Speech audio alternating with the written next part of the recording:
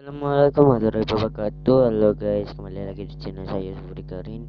Dan kali ini saya akan mau denal Honda CBR 1550R.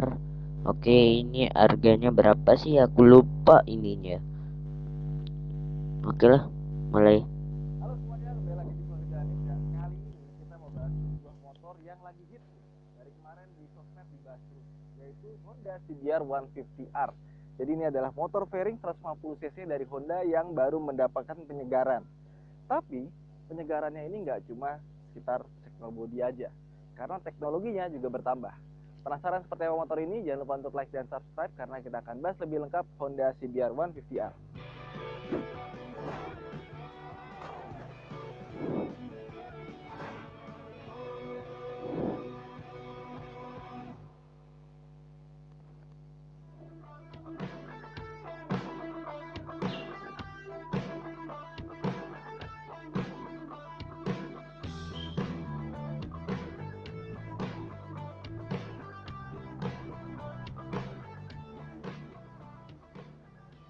Jadi sekarang motor ini punya nafas desain yang sama seperti Honda CBR yang kakak-kakaknya, yang 1000 cc, yang 250, sekarang dilanjutin ke motor ini.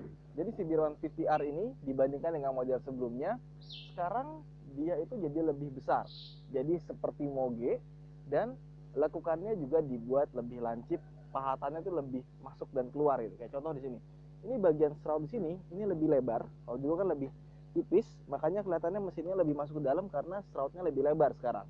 Jadi pas kita lihat dari sini, karena DTG-nya lebih besar, fairingnya lebih lebar, pas kita duduk, ini kokpitnya jadi lebih besar. Jadi itu pas kita dudukin rasanya seperti moge. Tapi pas kita lihat bagian kaki gitu ya, karena dia bagian sininya meramping, ini jadi lebih enak buat kita napak. Kaki kanan, kaki kiri itu bisa napak dengan sempurna, sehingga buat teman-teman yang pengen coba naik motor fairing baru pertama kali, ini motor fairing yang sangat ramah sekali untuk digunakan karena dia punya posisi kaki dan kursi itu sangat mudah untuk dipakai buat napak. Meskipun kelihatannya lebih lebar, tapi dia tetap ramping pas kita pakai. Kurang lebih seperti itu. Nah, sekarang kita bahas dari depannya dulu. Oke, sebelumnya motor ini punya harga sekarang tembus sampai 40 juta rupiah. Iya, kelihatannya mahal untuk motor 150 cc, sebenarnya sih enggak. Kenapa?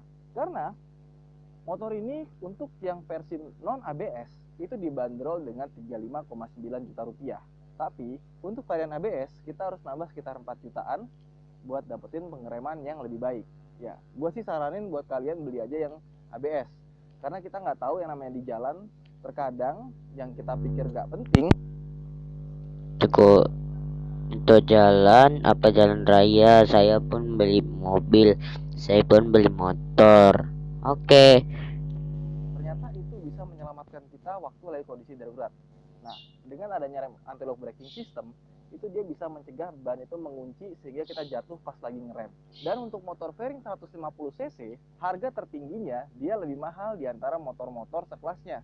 Tapi kalau misalkan kita sama-sama nggak pakai anti-lock braking system, dia harganya kurang lebih sama. Dan dari sisi pengereman, ada satu teknologi lagi yang gue baru temukan di motor fairing cuma di ini doang, namanya emergency stop signal. Jadi kalau kita ngerem mendadak, nanti lampu hazardnya dia juga akan ikut berkedip untuk menandakan buat motor belakang atau mobil belakang, kita ngerem mendadak loh. Nah, dia pakai hazard langsung nyala. Nah, sekarang ngomongin soal lampu lagi nih. Nah, lampu dari motor ini semuanya sudah pakai LED. Dan yang paling gue suka, gue tuh agak sebel sama motor fairing yang masih punya kayak tompel gitu ya. Lampu sennya, ini enggak, lampu sennya ada di bagian sini nih. Gitu. Gak ada tuh yang nongol-nongol lagi di sini, gak ada. Di motor ini udah dibikin desainnya bener-bener clean dari bagian samping. Terus, yang gue suka lagi dari motor ini, dia sudah pakai inverted front suspension atau yang sering kita bilang upside down. Jadi shock breaker depan ini sekarang pakai upside down, tebel, kelihatan tuh jadi kayak moge look. Dan gak cuma itu aja, ini desainnya gak cuma dari sini, tapi pas ke atas ya, Enak ya nih motor ya. ganteng. Bagian tutupnya ini ada tulisan Bilang Showa ganteng ini, ganteng loh. jadi Ganteng loh pas motor kita nih, lihat bagian mantep. sini tuh kayak rasanya di motor mahal banget ya. Terus ke bagian bawahnya lagi, dia pakai ban IRC, namanya Roadwinner dan ukurannya 180 R17. Kalian Nah, sekarang kita lihat bagian atas. kalian tahu ya ini berapa motornya? Kalau nggak salah,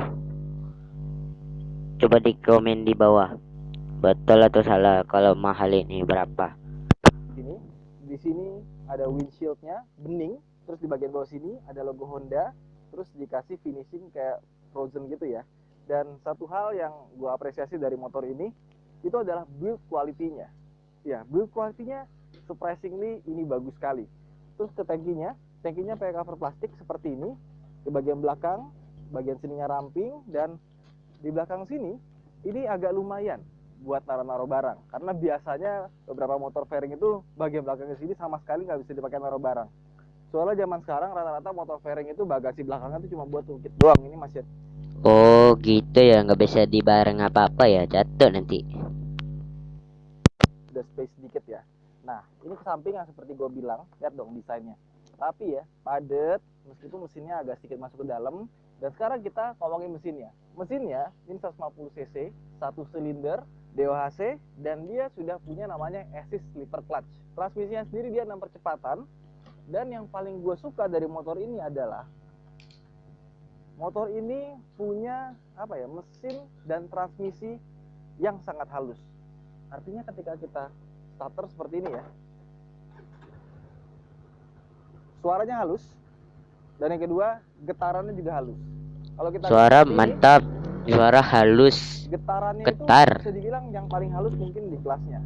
Dan pas kita masuk gigi, ini juga masuk giginya. Oh giginya jalan ini satu ya. Gampang, halus, semuanya halus. Jadi pas kita coba itu rasanya mesin dan transmisinya itu benar-benar refined.